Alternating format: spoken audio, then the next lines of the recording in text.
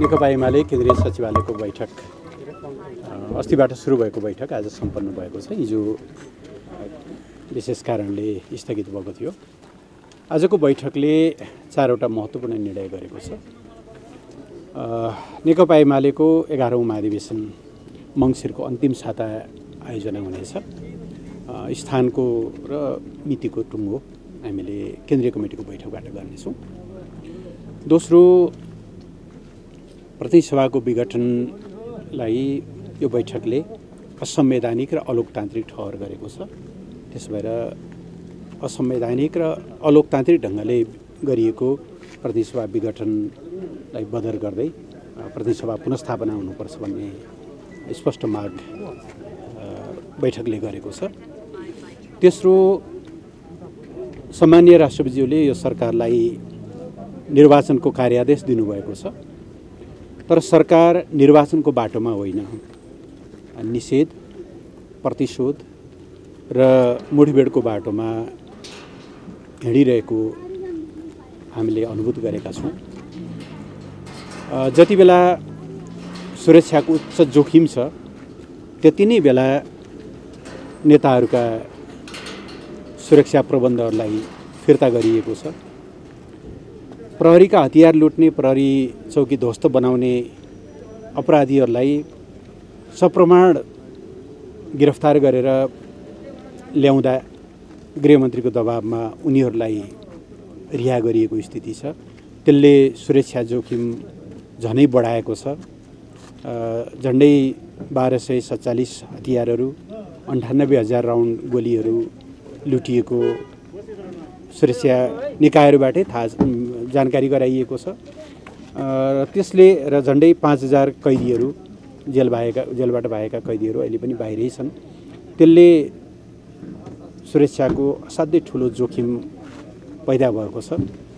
ती जोखिमलाई न्यून गर्दै प्रहरीहरूको मनोबल उच्च बनाउने, छिटोभन्दा छिटो चौकीहरू पुनर्स्थापित गर्ने, सुरक्षाकर्मीहरूका लागि पोसाकदेखि लिएर यावत कुराहरूबाट सज्जित गरेर सुरक्षाको प्रबन्धलाई दह्रो गराउने भन्दा पनि उनीहरूको मनोबल खस्काउने गरी दुःख गरेर नियन्त्रण गरिएका अपराधीहरूलाई चाहिँ छुटाउन सरकार स्वयंले दबाब दिइरहेको अवस्था छ।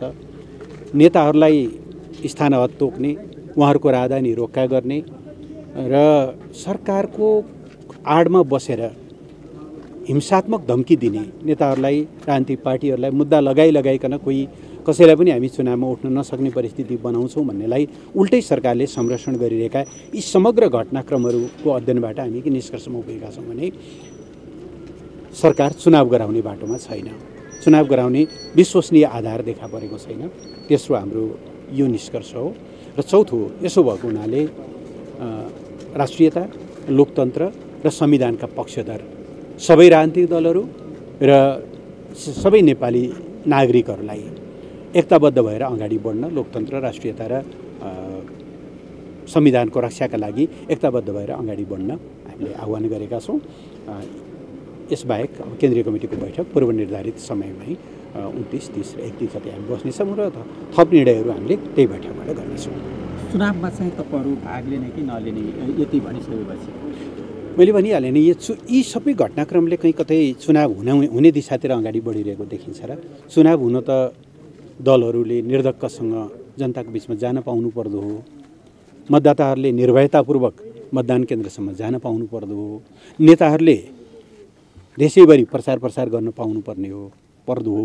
नेताहरूलाई स्थान हदमा राखेर उनीहरूलाई निश्चित ठाउँभन्दा बाहिर जान नदिएर दलहरूलाई निरन्तर धम्क्याएर तिमीहरूलाई मुद्दा लगाउँछु, के गर्छु, यो कुनै भइसकेको अवस्था त होइन होला कि राजनीतिक दलहरू प्रतिबन्धित भएको अवस्था त होइन होला।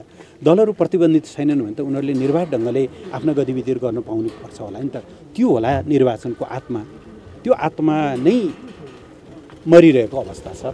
त्यसो भएको हुनाले यो आधारै हामीले देखिरहेका छैनौँ। आधार भयो भने त्यति बेला विचार गर्ने कुरा बेग्लै कुरा। फेरि एमाले चुनावबाट भाग्यो भन्ने आरोप लाग्ला नि। होइन, विश्वसनीय चुनाव गर्ने आधार सिर्जना गरोस् न, त्यति बेला हामी छलफल गर्छौँ। तर अहिलेका कुनै पनि गतिविधिहरू चुनाव उन्मुख छैनन्।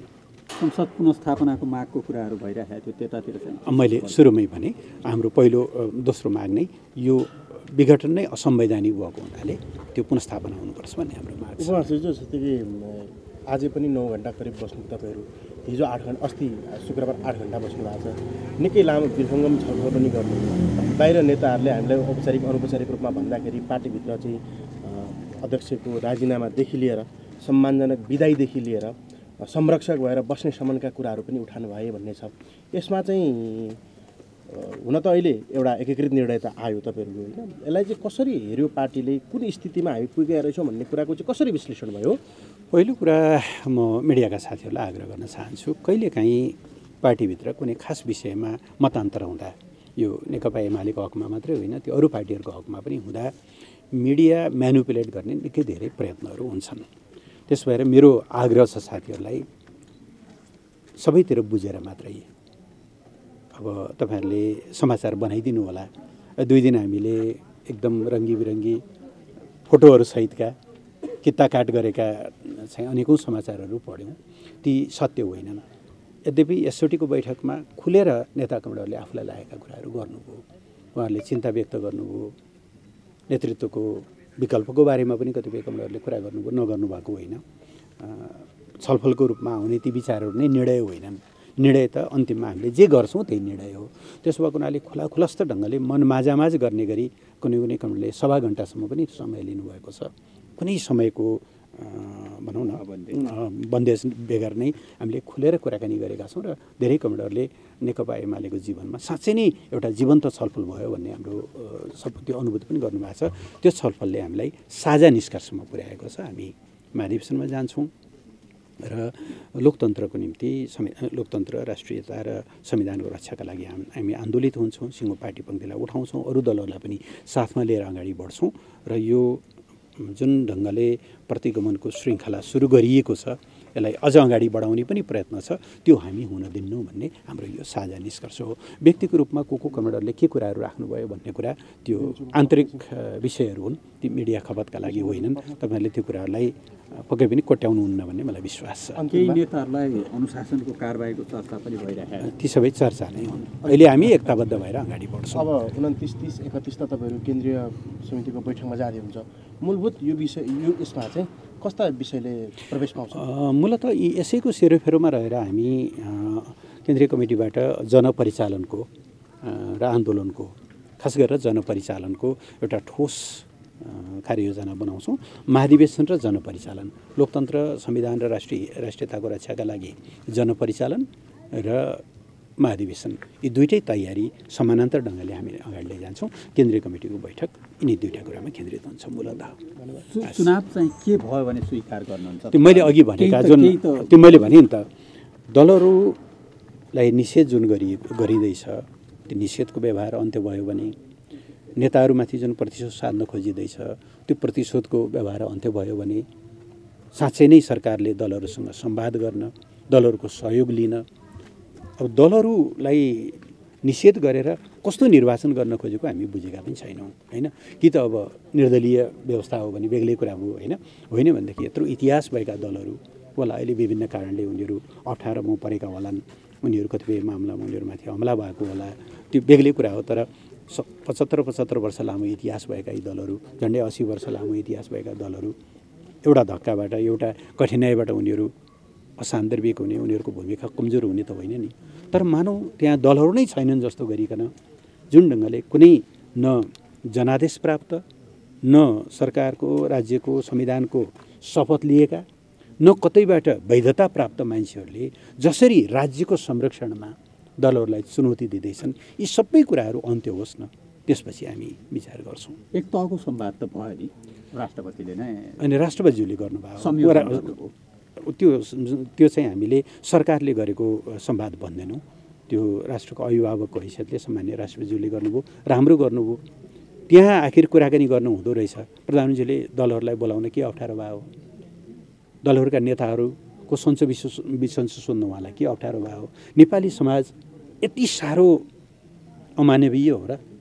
एउटा पार्टीको सभापति खुकुरी खाएर 14वटा टाँकासहित बस्नु भएको छ, तपाईँ सन्चै हुनुहुन्छ कि हुनुहुन्न भनेर सोध्न पनि नसकिने, एउटा अप्ठ्यारो स्थितिबाट अर्को ठाउँमा आउनु भएको छ तपाईँहरू कसरी बसिरहनु भएको छ दलहरूसँग कुरा गऱ्यो भने जेएनजी अगुवाले धम्काउँछन् भन्दै अनि दलहरूबाट पन्छिन मिल्छ त त्यस कारणले यो तरिका मुलुक चलाउने निर्वाचन गराउने विभाजित हुन खोजेको यो अहिलेको स्थितिलाई एकताबद्ध गर्दै राष्ट्रिय एकता कायम गर्ने बाटो होइन हाम्रो यही निष्कर्ष छ। प्रधानमन्त्रीले बोलाउनु पर्यो संवादमा।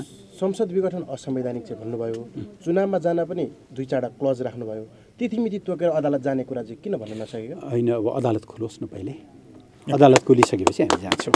हस्।